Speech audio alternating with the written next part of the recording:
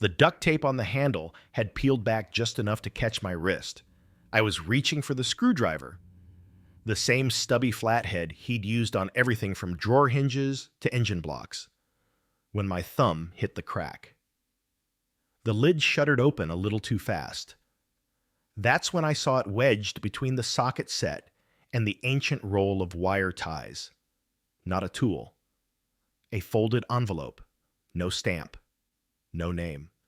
Just, for when you're ready. It wasn't his handwriting. And that toolbox? It had been my dad's since before I was born. It started 2 months after my father's funeral. He passed in late April. Pancreatic cancer. Fast and merciless. He didn't tell anyone until it was already terminal, and even then, he only gave us the headlines. No long speeches, no dramatic revelations, just that he was sick, wouldn't do chemo, and didn't want to fuss.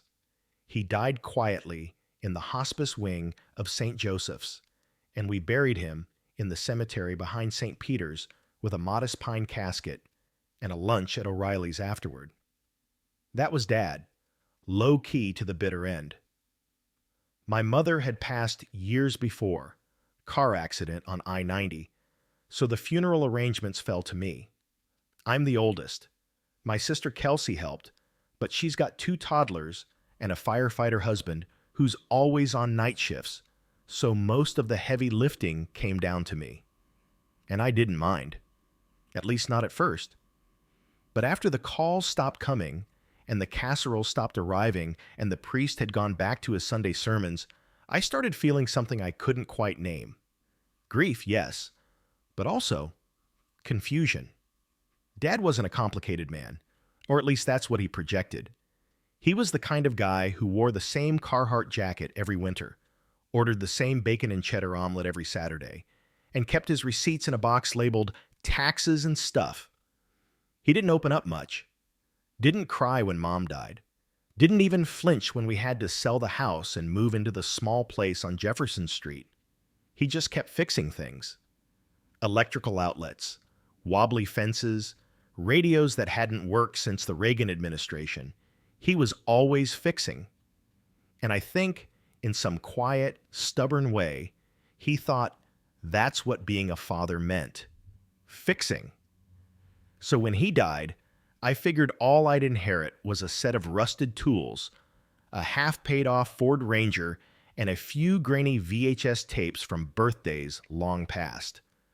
But that letter changed everything. The envelope wasn't sealed. That was the first clue. I should have stopped right there, should have called Kelsey, should have shoved it back where I found it, but I didn't. I unfolded it. It was short. Just 2 paragraphs. If you found this, I guess you're ready. There are things I never told you, things I couldn't. Look in the false bottom. You'll understand. That was it. No name, no date. But the pen strokes were careful, measured, written by someone who knew they'd only get one shot. My heart thudded. False bottom? I slid the tray of wrenches aside. Nothing.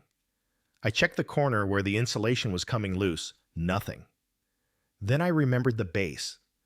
The box was heavier than it should have been for what was inside. I'd always chalked it up to the solid steel frame. But now I was wondering if that weight was hiding something else.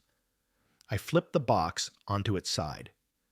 There were tiny screws along the base, nearly invisible unless you were looking. 4 turns with the flathead. The bottom popped loose with a soft clink. Inside was another envelope. This one sealed, yellowed, and brittle like it had been hidden for decades. And written across the front, in a style of cursive I didn't recognize, were the words, "To Michael McCrae. If you ever want to know who your father really was." That's my name. Michael McCrae. Not Mike, not Mikey. My dad never called me by a nickname. The handwriting on the envelope didn't look like his. It was smaller, looped, more delicate. The kind of script you see on wedding invitations or old recipe cards.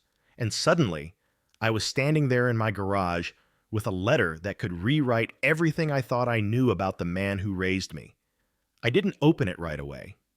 Instead, I sat down on the workbench and stared at it. My hands were shaking a little, the kind of shake you get when something big is about to happen. A car crash that hasn't hit yet. A phone call you don't want to answer. I thought about calling Kelsey, but what if she didn't want to know? What if it was something awful? Something that couldn't be untold? Or worse, what if it was something I should have known? That night I poured a whiskey, turned off my phone, and sat at the kitchen table like it was the Last Supper. And I opened it. The letter was dated April 16th, 1978, before I was born, before my parents were even married. The paper was thin, almost translucent in spots, and the ink had faded to a deep brown. Dear Michael, you don't know me, but I've known about you since before you were born. Your father, James, or Jimmy, as we used to call him, wasn't always the man you think he was. There's more to his past than he ever let on. More than he probably ever told your mother. He didn't grow up in Ohio. He wasn't raised by his uncle. And he wasn't an only child. He was born in Leland, Mississippi, to Margaret and Charles McCrae. He had a sister, your aunt, named Lorna.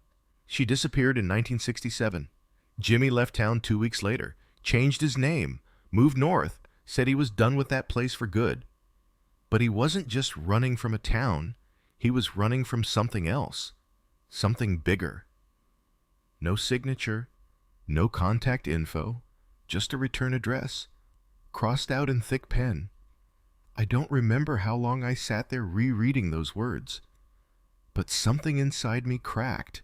Open. Not shattered, not broke. Just shifted. It was like realizing your house has a whole extra room you've never noticed. Same walls, same roof, but suddenly it's bigger and colder.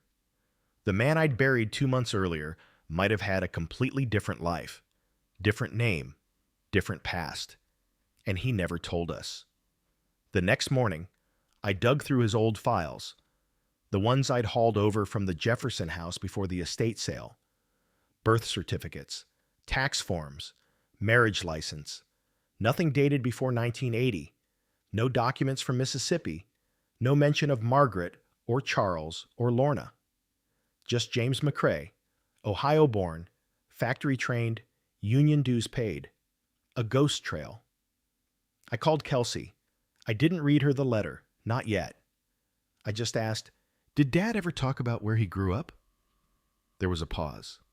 "You mean Youngstown?" "Yeah, but before that." "Before?" "I don't think he ever said. Why?" "No reason," I lied. "Just cleaning out his stuff." She sighed. "God, I still haven't gone through Mom's boxes. I found one labeled Christmas Cards 1989-2003. Who keeps that?" I let her talk. I didn't bring it up again. Not that day. I waited until the weekend and drove out to the county library. Pulled every record I could find on James McCrae. Nothing before 1980. Then I tried Lorna McCrae, and that's when something came up. A newspaper clipping from 1967. The Delta Sun-Times. Headline, "Local girl missing, suspected drowning in Tallahatchie River." The photo was grainy, but even through the poor scan, I could see the resemblance. She had Dad's eyes. The article said Lorna McCrae, age 19, was last seen near the riverbank with her brother James. Authorities ruled it an accident, but no body was found. James McCrae was cooperative, but left town days later. There were no follow-ups, no charges, no body, just a girl who vanished and a brother who skipped town. I drove home in silence, didn't turn on the radio, didn't call anyone. I just stared out at the road and tried to imagine my dad at 19, standing by that river, watching the current swallow someone he loved. Or worse. What had he done? What had he not done? And why hide it for 40 years? I didn't sleep that night. The next morning, I did something I hadn't done since high school. I booked a flight to Mississippi, because if I was going to understand who my father really was, I had to go back to where he stopped being him. The plane touched down in Jackson just past 11. I picked up my rental, a dented silver Corolla that smelled faintly of cinnamon and old gum wrappers, and started the 2-hour drive toward Leland. The sky was gunmetal gray, the kind that pressed low and heavy, and the flat land around the highway blurred into endless cotton fields and rusted irrigation pipes. I kept the radio off. Instead, I replayed the letter in my head. He wasn't just running from a town. He was running from something else. Something bigger. What the hell did that even mean? If Dad really had something to do with his sister's disappearance, even just being there when it happened, why hide it all these years? Unless it wasn't an accident. Unless it was worse. I pulled into Leland just after 1. The town looked frozen in time. One of those places with sun-warped gas stations, a barber shop that hadn't changed since Kennedy was in office, and a diner with a blinking open sign, even though you weren't sure anyone actually ate there anymore. Main Street was mostly shuttered. A few shops still clung on. A hardware store, a post office, a church with a cracked bell tower. The kind of town where everyone knows everyone, and newcomers stick out like bruises. I checked into the only motel in town. The woman at the front desk didn't ask questions. She handed me the key like she was handing over a verdict. Room 12. Faint mildew smell. Bedspread from the Reagan years. I didn't unpack. I started at the county records office. A man named Curtis, mid-60s, with a jaw that looked like it had set too many stubborn decisions, pulled the microfilm reels for me. "McCrae?" he asked, squinting over his glasses. "Yeah, James and Lorna. Around 1967. He scratched his jaw. "McCrae's? Can't say I know the name. You from around here?" "No," I said. "Just doing some family research." He grunted and walked off to retrieve the files. I spent 3 hours in that basement room, scrolling through brittle film strips, half of them unreadable. Most of the articles were small-town filler, quilting bees, fishing derbies, a rash of missing livestock. Then I found it again. August 4th, 1967. Lorna McCrae, local honor student, disappeared late Wednesday night. Last seen near the Tallahatchie River with her brother James. Authorities believe the girl may have fallen into the water. No witnesses. Search efforts ongoing. There was a photo attached. The same one I'd seen in the library, but this version was sharper. The boy next to her, in the background, partly out of frame. That was my father, younger, skinny, barely 20, holding something under one arm. A jacket? No, a notebook. He was half turned from the camera, mouth tense, like he didn't want to be in the frame at all. I leaned closer to the screen. The article continued. James McCrae declined to comment. Family members say he and his sister were close. Sheriff Darnell states there is no reason to suspect foul play at this time. I wrote down the sheriff's name, Darnell. Curtis was shuffling papers behind the desk when I walked back over. "Hey," I said, "do you know if Sheriff Darnell's still around?" He raised an eyebrow. "Darnell? You mean Big Ray? He's got to be 100 now, but I think his son took over the station. Probably still has the old man's files somewhere. Why?" "Just hoping to fill in some gaps." "Uh-huh." His voice said he didn't buy it, but he scribbled an address on the back of a bank envelope and handed it to me. "Tell Ray Jr. Curtis sent you. He might help." The sheriff's office was a single-story cinder block building behind the courthouse. One cruiser out front, American flag drooping in the still air. A rusted bike leaned against the side door, half buried in kudzu.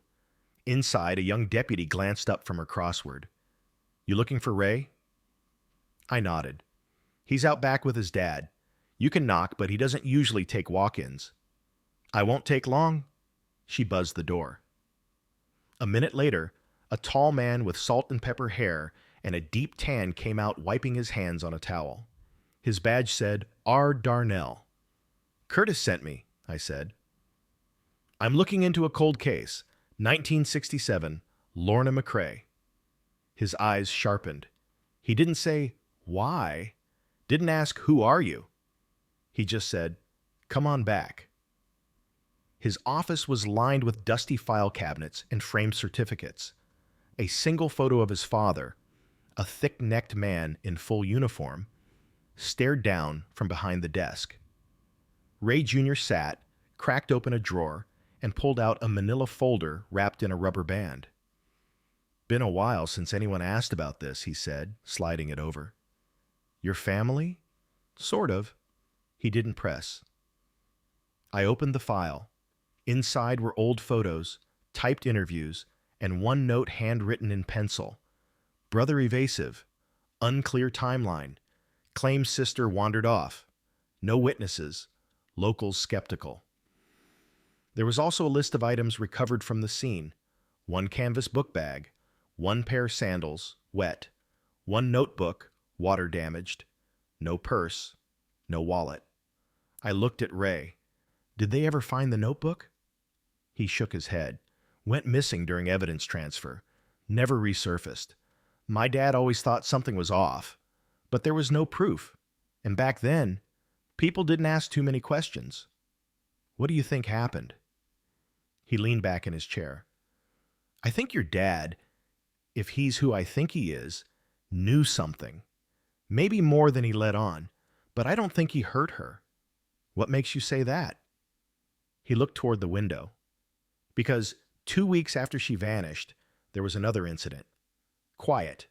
Never made the papers. He opened another drawer and slid out a smaller file. This one was sealed. I only found it after my dad passed. He handed it to me. It was labeled Van Houten Report, unconfirmed. Inside was a single page, a witness statement. On the night of August 2nd, I saw Lorna McCrae get into a car with a man I didn't recognize. Tall, white, late 30s. The car was a dark Plymouth, Ohio plates. She looked scared. The boy, James, was down by the river. Didn't see them leave. MVH. MVH? I asked. Margaret Van Houten, Ray said. Local seamstress. Died in '88. Never formally interviewed. Why not? He smiled grimly. Because people around here protect their own, especially when the boy left town right after. Easier to let ghosts stay buried. I drove back to the motel in a daze. I sat on the edge of the bed and stared at the fan spinning overhead. If that statement was true, then maybe Dad wasn't running from guilt. Maybe he was running from fear. Maybe Lorna didn't drown. Maybe she left, or was taken, and my father saw it happen and told no one. The next morning, I returned to the riverbank, the same place she was last seen. There was a crooked wooden bench under a weeping willow, warped by time and weather. I sat there for a long while, watching the water roll slow and brown past the rocks.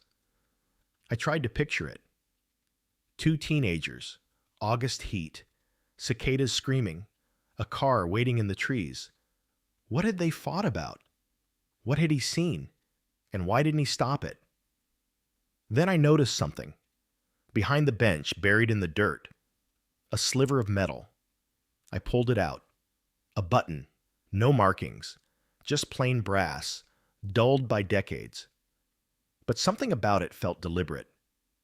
I turned it over. Scratched into the underside, barely visible, were 2 letters, LM. Back at the motel, I placed it on the desk beside the original letter. My mind was spinning. Was this some kind of keepsake? A signal? A breadcrumb? I didn't know. But I knew where I had to go next. I called Kelsey. Hey, I said, I need you to check something. Can you look through Dad's stuff again, his old safe box? There was a pause. You mean the one with the passport? What passport? Another pause. I didn't tell you before. Figured it was nothing. But after Mom died, I found an old passport in Dad's name. But it wasn't James McCrae. What name was it? She hesitated. Joseph Leland Crowder. My throat went dry. That wasn't just a fake name. That was this town. Leland. There was a knock on my motel door that night. When I opened it, there was no one there. Just an envelope taped to the frame. Inside was a photo. A woman. Older now. Same eyes as Lorna. Faded smile. Standing beside a rusted Plymouth. On the back, one line.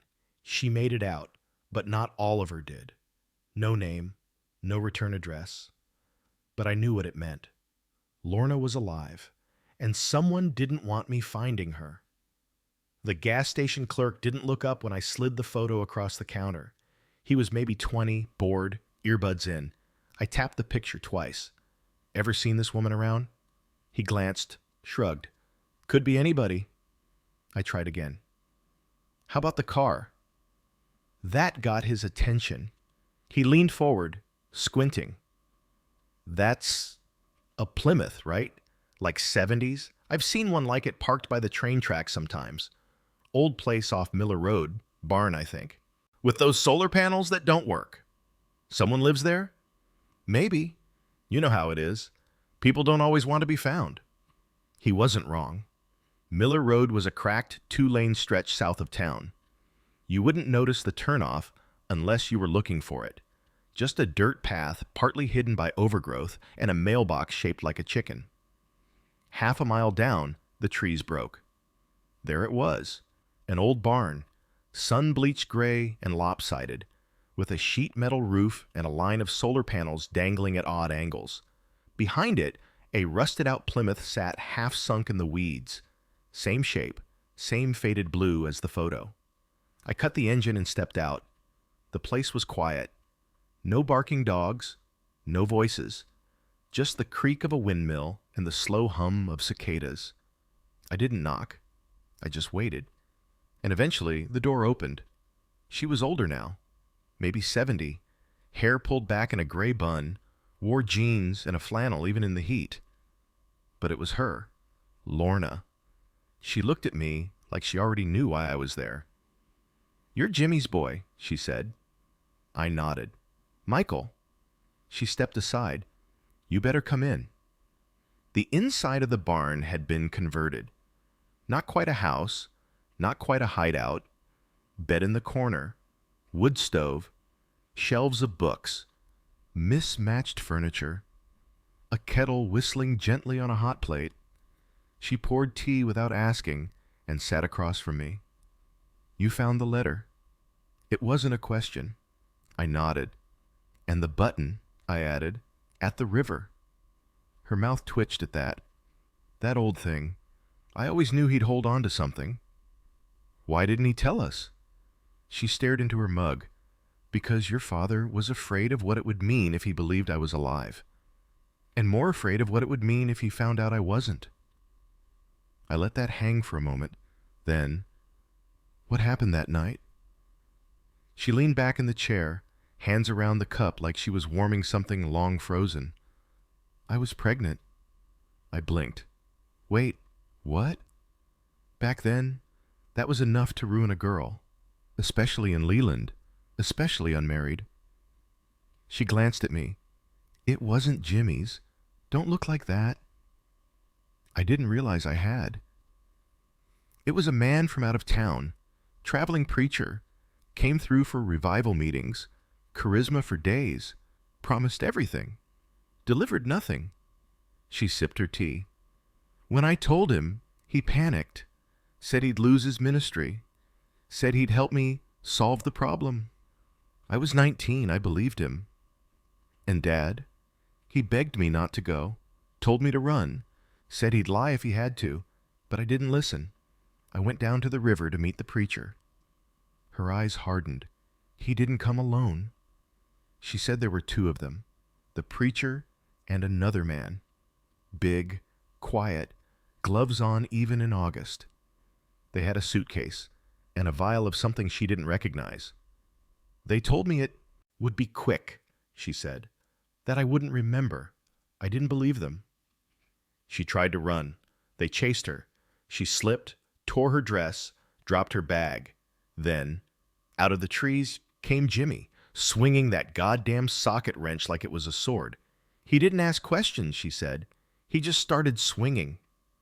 I swallowed hard. What happened? One of them went down. The other, the big one, ran. And the preacher? She looked away. He didn't get back up.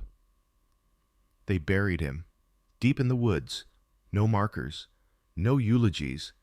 Jimmy wanted to go to the cops, she said, but we both knew what would happen. 2 poor kids, 1 dead preacher, and a history of being too close. They'd never believe it wasn't planned.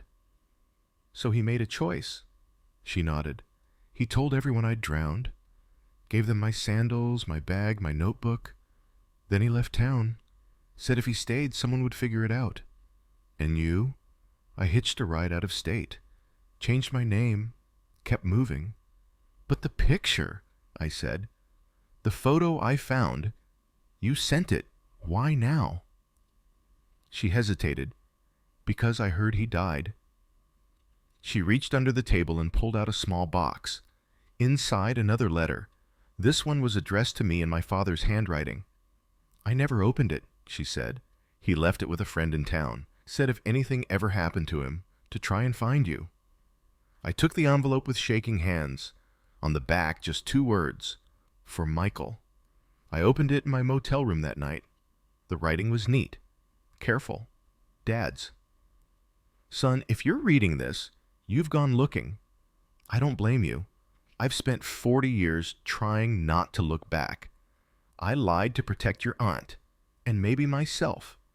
But there isn't a day I don't see that river. You deserve the truth, even if I couldn't say it to your face.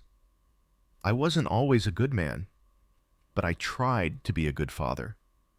If you remember anything about me, remember that I chose to stay quiet because I thought it was safer. And I chose to stay in your life because I knew it was worth it. There's a bank box, First Union. Box 314, use the wrench. The one you kept. You'll find the rest there. Dad. The next morning, I drove to the First Union Bank back in Cleveland, the branch my dad used. The box was still registered. The manager handed it over without fanfare. Inside, a stack of old photos. My mother. Us as kids. Lorna, younger, smiling, holding a baby I didn't recognize. There was also a birth certificate. The name, Samuel Carter McCrae. Date, January 3rd, 1968. Father, James McCrae. Mother, Lorna McCrae. My heart stopped. She'd had the baby. And Dad raised him. I flipped the paper over. There was a note. He didn't make it. 2 weeks. Fever.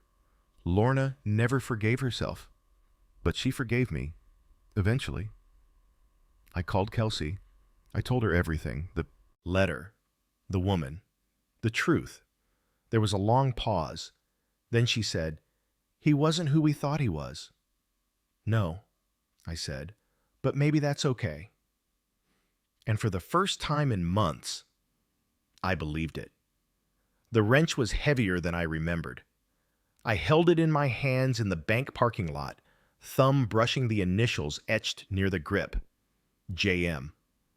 My dad's old mark from when he labeled every tool he owned. Same tool that had pried open the false bottom. Same one he'd swung by the river that night, if Lorna's story was true. And now, it had one more job. I drove straight from the bank to the storage unit on East 37th. I hadn't been there in months. Not since we boxed up the last of Dad's things and shoved them into Unit 214, next to the guy who always left old tires out front and the single mom who stored her kids' Christmas decorations there year-round. The key still fit. The door groaned open. I stepped into the dust. The bank box hadn't just held memories. Beneath the photos and birth certificate was one more item, a slip of yellowed paper with a 10-digit combination and a tiny sketch of a toolbox. but not the one I'd found the letter in. This one had a lock, a real one. I found it buried under a crate of extension cords, behind an old shop vac and a cracked cooler with faded Cleveland Brown stickers. Smaller than the first, sturdier. Padlock on the front, rusted but still functional. I took the wrench to the lock, not as a key, as a tool. 2 strikes, and the thing snapped. Inside was a bundle wrapped in oilcloth and duct tape. Taped to the outside, another note in Dad's writing. Don't show anyone unless you're ready for them not to look at you the same way again. I sat on the concrete floor and peeled it open. There were 3 things inside. A black and white photograph, folded down the middle, of a young girl, not Lorna, standing next to a small sign that read, "The First Revival Mission of Grace." In the background, the preacher, sunglasses, smiling, hand on her shoulder. A leather-bound notebook, the one that had been listed in the original evidence report, the one supposedly lost. A cassette tape, not labeled, just a plain Maxell 90-minute. I started with the notebook. First page was dated July 1967, written in a neat, looping hand, Lorna's presumably. The first half read like a diary. Daily observations, worries about the preacher, notes about her pregnancy. But around mid-July it shifted. The entries became erratic. Names, times, meetings, and then drawings. Sketches of the preacher's car, a map of the river path, even a crude floor plan of the barn behind the revival tent, and beneath it all, a name, Reverend Clay Hollis. I froze. That name had never appeared in the police file, never in Lorna's story, but it was in this notebook, again and again. I flipped to the last entry. If anything happens to me, it's him. I'm not crazy. I've seen what he's done. Jimmy doesn't believe me. Not yet, but I think he will. That was dated 2 days before the disappearance. I took the cassette to the one person I knew still had a working tape deck. My neighbor Dan, a retired music teacher with a basement full of old gear and a hobby of digitizing vinyl for his grandkids. He didn't ask questions, just queued it up. The hiss started first, then a voice. Not Lorna's, a man's, measured, smooth, southern. And the word tells us that salvation comes not through fear, but through correction. We correct what is broken. We cast out what is wrong, and we restore what has been tainted. Dan paused the tape. That's a sermon, he said. Yeah, but listen. I gestured for him to play it again. 2 minutes in, the background noise shifted, shuffling, a faint voice. Then, "Don't touch me." Then a sharp thud, then silence. Then, "We'll pray later. First, we make this right." Dan stopped the tape again. He looked at me, face pale. "This is evidence," he said quietly. "Of what?" "I don't know, but it doesn't sound like a sermon anymore." I drove home with the tape on the passenger seat, the notebook in my lap. Part of me wanted to burn them both. Another part, the part that had always questioned why my dad stared so long out the back window after Mom died, or why he never went to church again after 1979, needed to know more. I called Kelsey again. This time I didn't hedge. I told her everything. She was quiet for a long time. Then, "Do you think he killed the preacher?" I didn't know how to answer that. "I think he buried a part of himself that night, Ita," I said. "And what do we do now?" "I'm going back."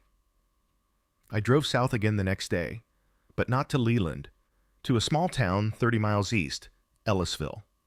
Because buried in the margins of the notebook were notes, cryptic addresses, names half scratched out, and one that caught my eye. Hollis, Ellisville, Mission House. I didn't expect to find anything.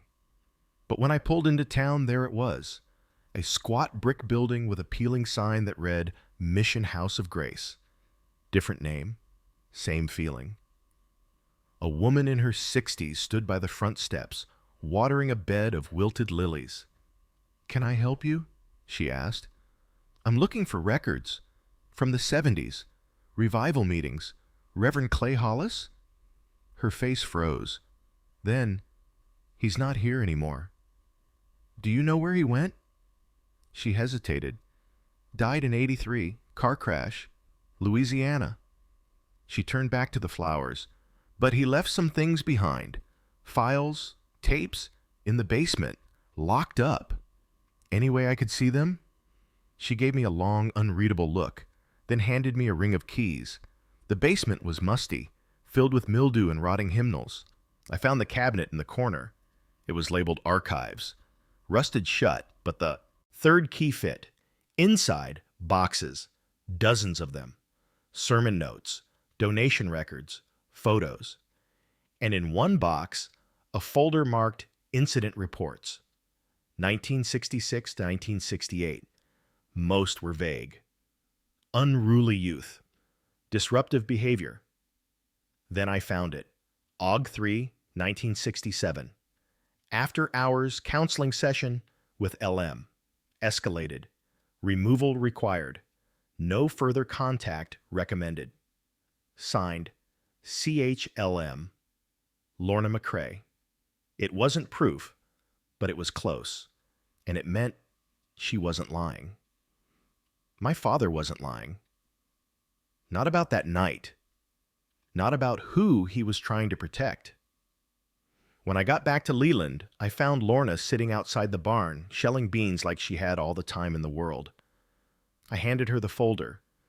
She flipped through it slowly, then closed it and said, "You know what scares me, Michael? Not that they did this, but that they wrote it down, like it was procedure." I nodded. "What now?" She looked up at the sky. "I keep breathing.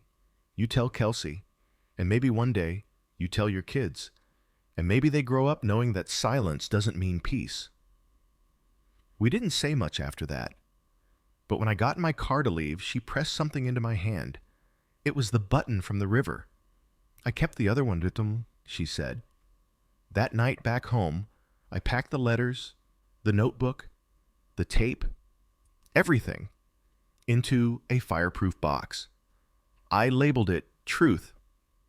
Open when needed, not for the police, not for the press, but for the family I might have one day. Because the past wasn't clean, but it was honest. And for the first time in my life, I felt like I understood who my father had been. Not a liar, not a coward, just a man trying to fix something that had already broken too deep. The first frost hit Cleveland early that year. I remember because the windows fogged over the night I decided to finally tell Kelsey everything. Not just the facts, but the parts I'd held back.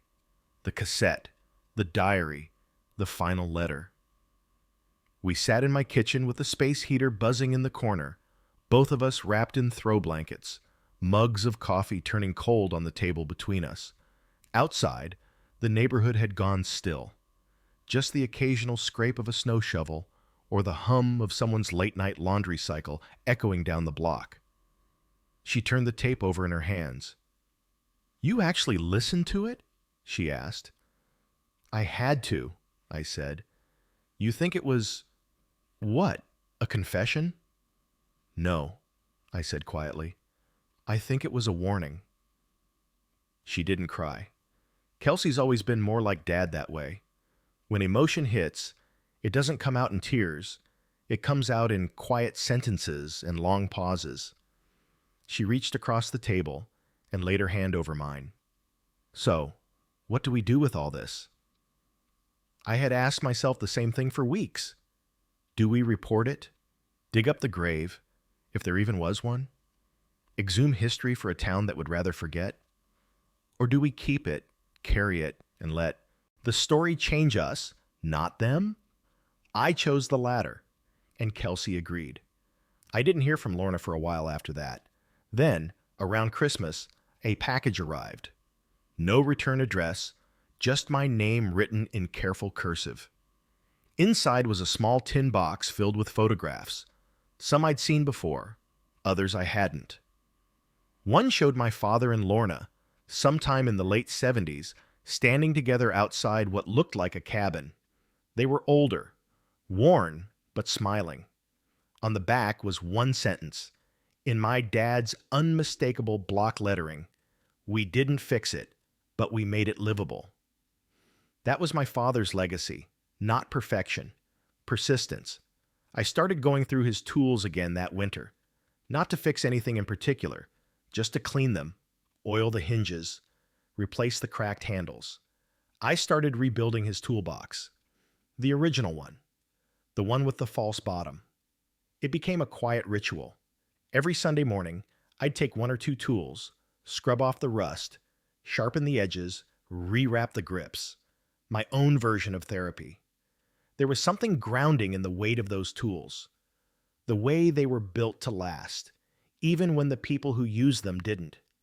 Sometimes I'd find little things tucked into the lining: an old receipt from Denny's, a toothpick holder from a motel, a faded photo strip of my mom making silly faces in a booth, breadcrumbs. None of them answered anything.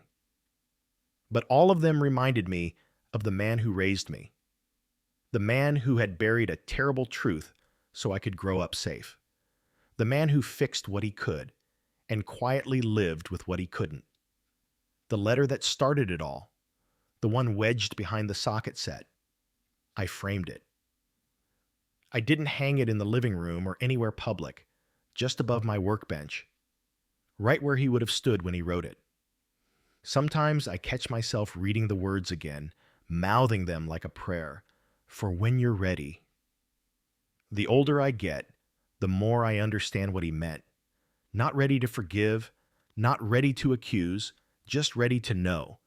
Because truth doesn't fix everything, but sometimes it keeps the wounds from getting infected. Kelsey and I took a trip to Mississippi the following spring. She wanted to meet Lorna.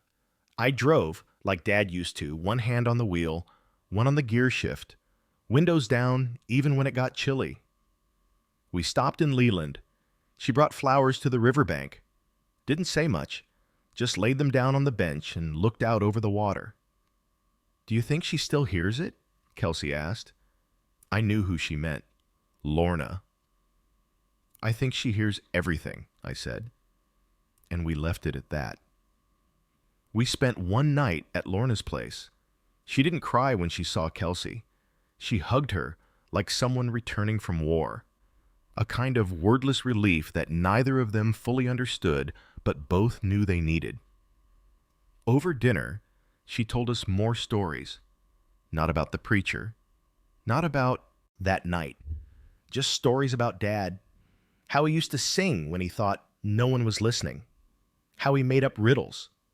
How he used to dream about being a mechanic for stock cars. Not just working on them, racing them.